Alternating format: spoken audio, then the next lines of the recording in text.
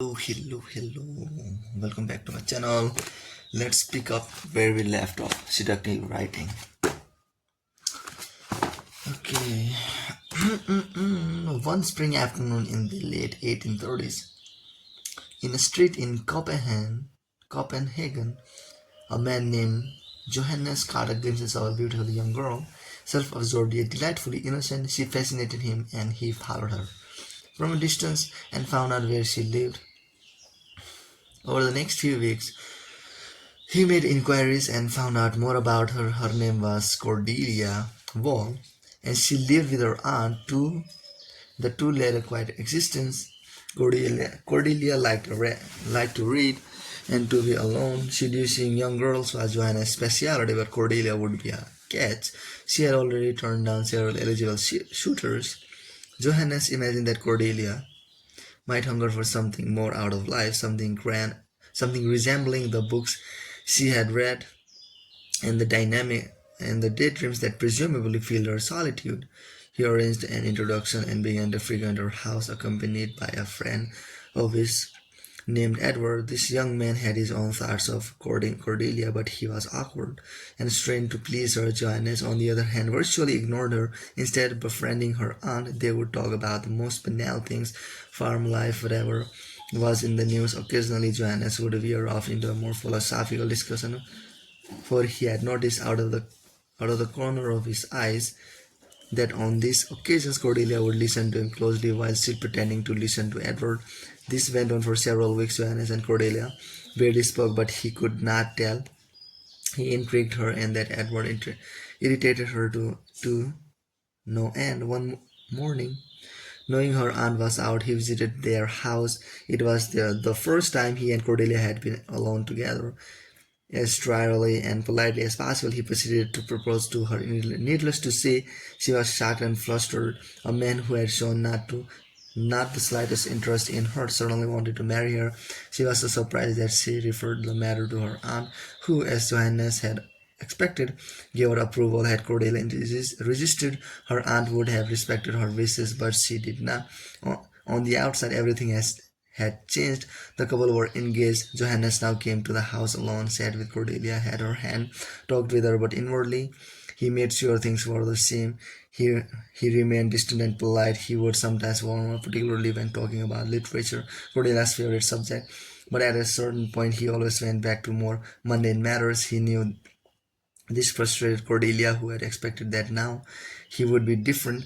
Yet even when they went out together, he took her to formal social arranged for engaged couples. Now conventional was this what love and marriage were supposed to be about. These prematurely aged people talking about houses and their own rare futures. Cordelia, who was shy at the best of times, asked Joanna to stop dragging her to these affairs.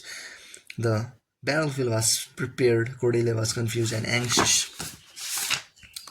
Then a few weeks later at their engagement, Joanna sent her a letter. Here he described the state of his soul and his certainty that he loved her. He spoke in metaphor, suggesting that he had been waiting for years. Lantern in hand for Cordelia's appearance, metaphor melted into reality, back and forth. The style was poetic, the word glowed with desire, but the whole was delightfully ambiguous. Cordelia would reread the letter 10 times without being sure what it said. The next day, Joanna received a response. The writing was simple and straightforward, but full of sentiment. His letter had made her so happy, Cordelia wrote, and she had not imagined this side of his character. He replied by writing that he had changed. He did not say how or why, but the implication was that it was because of her. Now his letters came almost daily. They were mostly of the same length, in a poetic style that had a touch of madness to it, as if he were intoxicated with love. He talked of Greek myth, comparing Cordelia to a nymph and himself to a river that fell in love with a maiden. His soul, he said, merely reflected back her image. She was all he could see or think of. Meanwhile, he detected changes in Cordelia. Her letters became more poetic, less restrained. Without realizing it, she repeated his ideas, imitating his style and his imagery as if they were her own. Also, when they saw each other in person, she was nervous. He made a point of remaining the same, aloof and regal, but he could tell that she saw him differently, sensing depths in him that she could not fathom. In public, she hung on his every word. She must have memorized his letters, for she referred to them constantly in their talk. It was a secret life they shared. When she held his hand, she did so more tightly than before. Her eyes expressed an impatience as if she were hoping that at any moment he would do something bold. Johannes made his letters shorter but more numerous, sometimes sending several in one day. The imagery became more physical and more suggestive, the style more disjointed, as if he could barely organize his thoughts. Sometimes he sent a note of just a sentence or two. Once at a party at Cordelia's house, he dropped such a note into her knitting basket and watched as she ran away to read it. Her face flushed. In her letters, he showed signs of emotion and turmoil, echoing a sentiment he had hinted at in an earlier letter. She wrote that she hated the whole engagement business. It was so beneath their love. Everything was ready soon. She would be his the way he wanted it. She would break off the engagement. A rendezvous in the country would be simple to arrange. In fact, she would be the one to propose it. This would be his most skillful seduction. Reputation. Johannes and Cordelia are characters in the loosely autobiographical novel The Seducer's Diary by the Danish philosopher Soren Kierkegaard. Johannes is the most experienced seducer who specializes in working on his victim's mind. This is precisely where Cordelia's previous suitors have failed. They have begun by imposing themselves a common mistake. We think that by seeing precision, by overwhelming our targets with romantic attention, we are convincing them of our affection. Instead, we are convincing them of our impatience and insecurities. Aggressive attention is not a flattering because it is not personalized. It is unbridled libido at work. The target sees through it. Johannes is too clever to begin, so obviously instead he takes a step back, intriguing Cordelia by acting a little cold and carefully creating the impression of a formal, somewhat secretive man. Only then does he surprise her with his first letter. Obviously there is more to him than she has thought, and once she has come to believe this, her imagination runs rampant. Now he can intoxicate her with his letters, creating a presence that haunts her like a ghost. His words, with their images and poetic references, are constantly in her mind, and this is the ultimate seduction, to possess her mind before moving to conquer her body. The story of Johannes shows what a weapon in a seducer's armory a letter can be. But it is important to learn how to incorporate letters in seduction. It is best not to begin your correspondence until at least several weeks after initial contact. Let your victims get an impression of you. You seem intriguing, yet you show no particular interest in them. When you sense that they are thinking about you, this is the time to hit them with your first letter. Any desire you express for them will come as a surprise. Their vanity will be tickled and they will want more. Now make your letters frequent. In fact, more frequent than your personal appearances.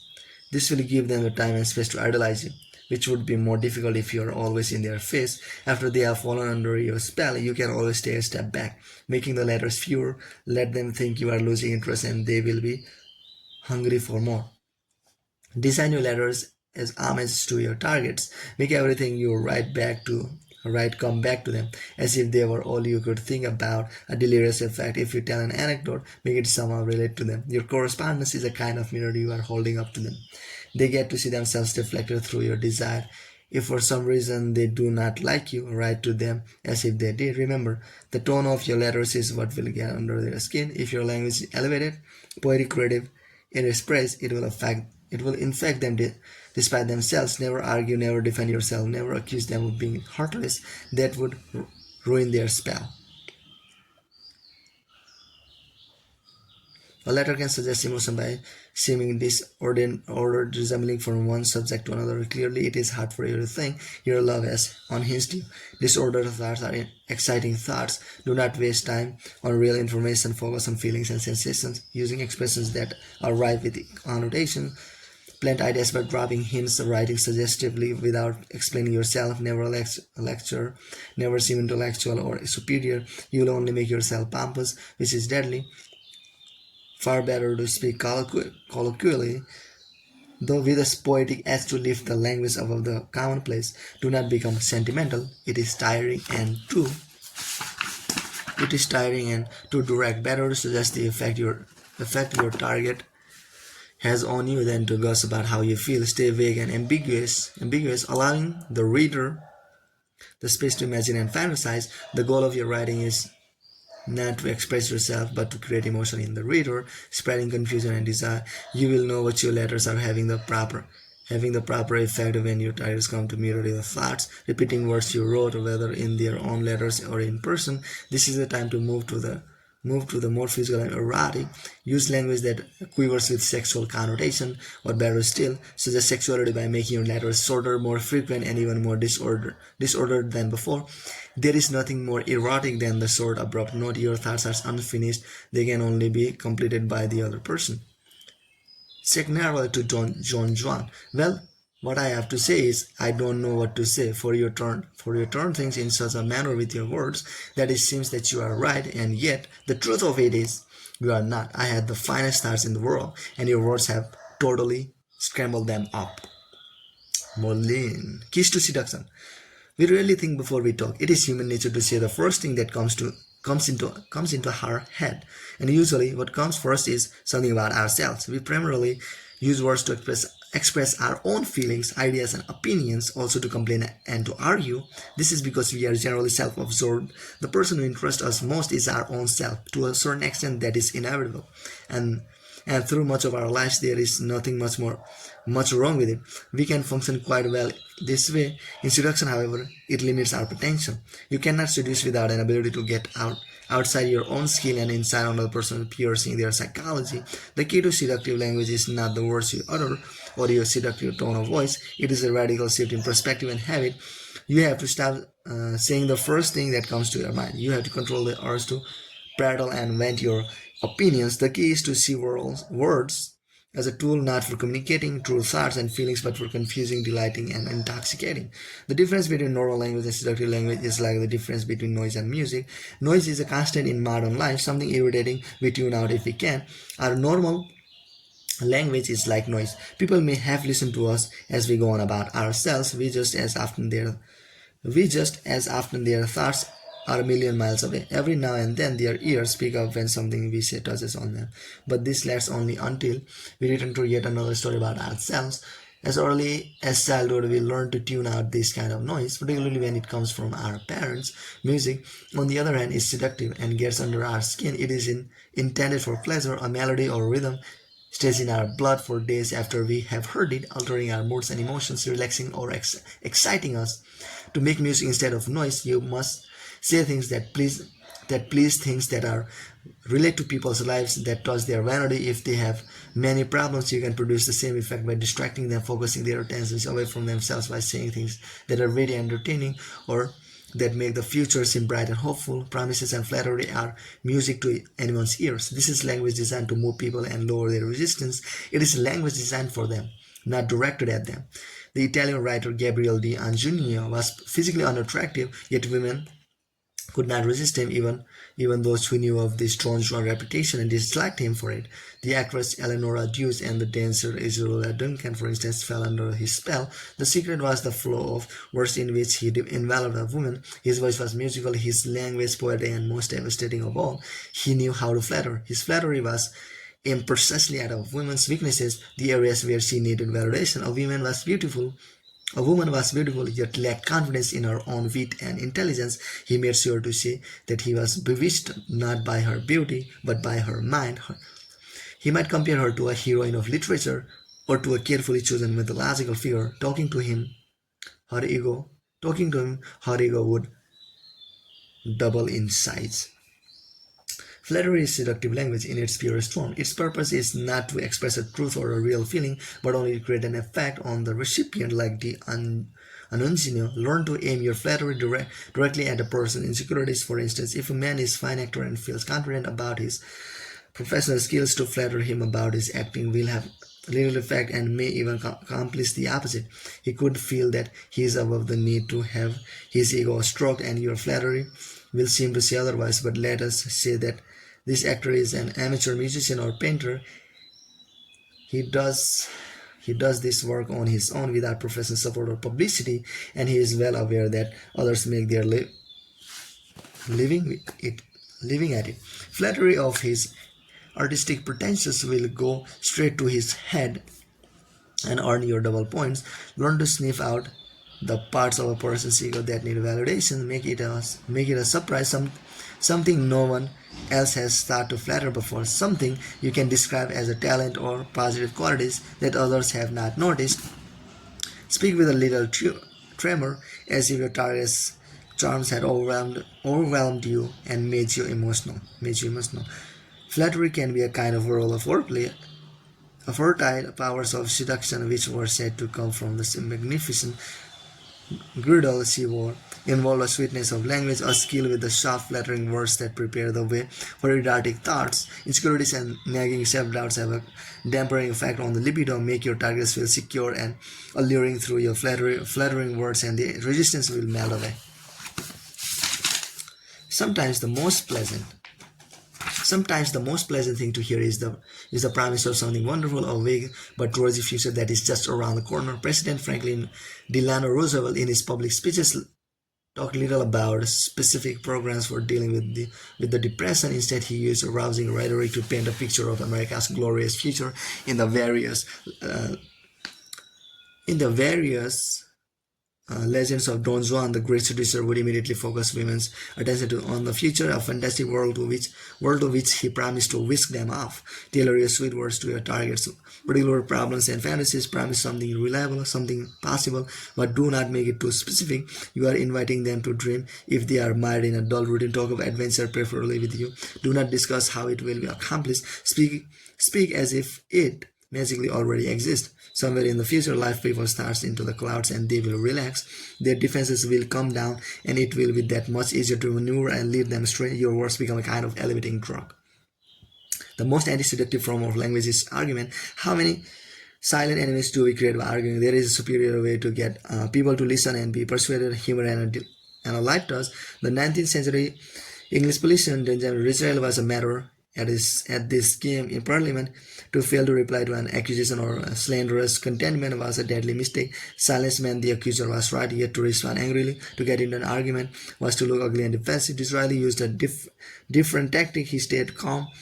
When the time came to reply to an attack, he would slowly make his way to the speaker's table, a pause, then utter a humorous or sarcastic retort. Everyone would laugh.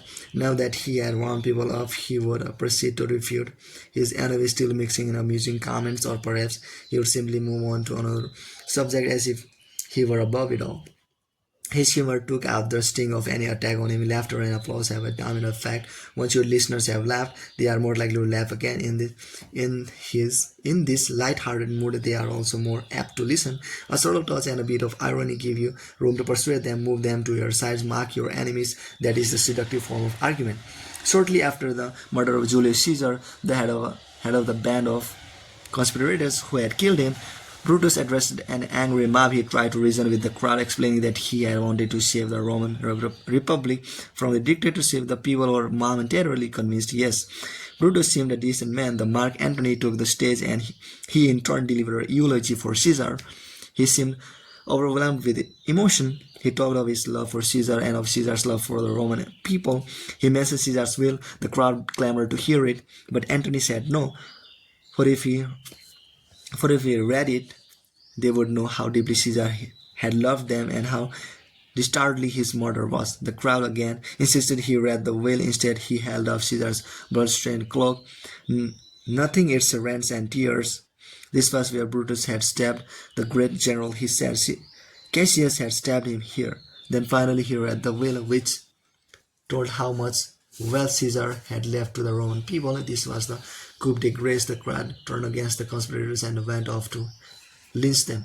Antony was a clever man who knew how to stir a crowd. According to the Greek historian Plutarch, when he saw that his oratory had cast a spell over the people and that they were deeply stirred by his words, he began to introduce into his praises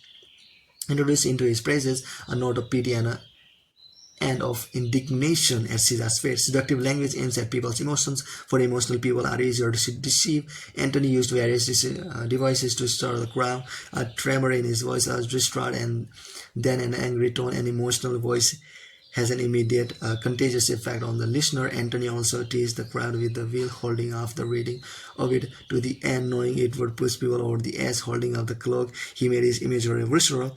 Perhaps you are not trying to whip a crowd into a frenzy. You just want to bring people over to your side. Choosing your strategy and words carefully You might think it is better to reason with people, explain your ideas, but it is hard for an audience to decide whether an argument is reasonable. As they listen to your talk, they have to concentrate and listen closely, which requires great effort. People are easily distracted by other stimuli, and if they miss a part of your argument, they will feel confused, intellectually inferior, and vaguely insecure. It is more persuasive to appeal to people's hearts than their heads.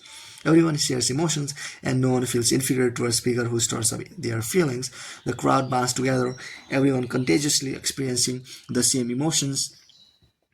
Anthony talked of Caesar as if he and the listener were experiencing the modern from Caesar's point of view. What could be more provocative? Use such changes of perspective to make your listeners feel what you are saying. Orchestrate your effects. It is more effective to move from one emotion to another than to just hit one note.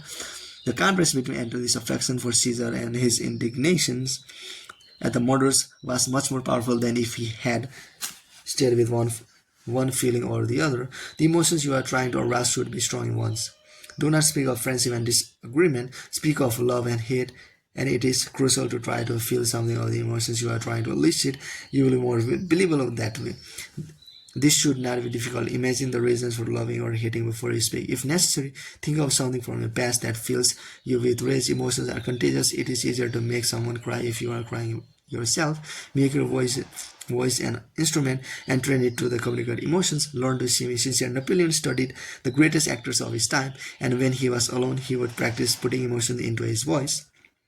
The goal of seductive speech is often to create a kind of hypnosis. You are distracting people, lowering their defenses, making them more vulnerable to suggestion. Learn the hypnotist lessons of repetition and affirmation. Key elements in putting a subject to sleep. Repetition involves using the same words over and over, preferably a word with emotion content. Texas liberals, bigots. The effect is mesmerizing. Ideas can be permanently implanted in people's unconscious simply by being repeated often enough. Affirmation is simply the making of strong positive statements like the hypnotist commands. Seductive language should have a kind of boldness which will cover up a multitude of sins. Your audience will be so caught up in your bold language that they won't have time to reflect on whether or not it is true. Never say, I don't think the other side made a wise decision. Say, we deserve better, or they have made a mess of things. Affirmative language is active language, full of verbs, imperatives, and short sentences cut out. I believe, perhaps, in my opinion, head straight for the heart. You are learning to speak a different kind of language. Most people employ symbolic language. Their words stand for something real, the feelings, ideas, and beliefs they really have, or they stand for concrete things in the real world. The origin of the word symbolic lies in a Greek word meaning to bring things together. In this case, a word and something real. As a seducer, you are using the opposite, diabolic language. Your words do not stand for anything real. Their sounds and the feelings they evoke are more important than what they are supposed to stand for. The crowd, the diabolic ultimately means to separate, to throw things apart here, and words and reality. The more you make people focus on your sweet sounding language and on the illusion and fantasies it conjures, the more you diminish their contact with reality. You lead them into the clouds where it is hard to distinguish truth from untruth, real from unreal. Keep your words vague and ambiguous, so people are never quite sure what you mean. Envelop them in demonic, diabolical language, and they will not be able to focus on your maneuvers, on the possible consequences of your seduction. And the more they lose themselves in illusion, the easier it will be to lead them astray and seduce them. Simple. The clouds. In the clouds, it is hard to see the exact forms of things. Everything seems vague. The imagination runs wild. Seeing things that are not there, your words must lift people into the clouds where it is easy for them to lose their way. Reversal. Do not confuse flowery language with seduction. In using flowery language, you run the risk of wearing on people's nerves, of seeming pretentious. Excessive verbiage is a sign of selfishness, of your inability to rein in your natural tendencies. Often with language, less is more. The elusive, vague, ambiguous phrases leaves the listener more room for imagination than does a sentence full of bombast and self-indulgence. You must always think first of your targets and of what will be pleasant to their ears. There will be many times when silence is best. What you do not say can be suggestive and eloquent, making you seem mysterious. In the 11th century Japanese court, Diary, the pillow book of Shishonengan. The counselor Yoshichika is intrigued by a lady he sees in a carriage, silent and beautiful. He sends her a note and she sends one back. He is the only one to read it, but by his reaction everyone can tell it is in bad taste or badly written. It spoils the effect of her beauty. Shannon writes, I have heard people suggest that no reply at all is better than a bad one. If you're not eloquent, if you cannot master seductive language, at least learn to curb your tongue, use silences, cultivate an enigmatic presence. Finally, seduction has a pace and rhythm. In phase 1, you are cautious and direct. It is often best to disguise your intentions, to put your targets at ease with deliberately neutral words. Your conversation should be harmless, even a bit bland.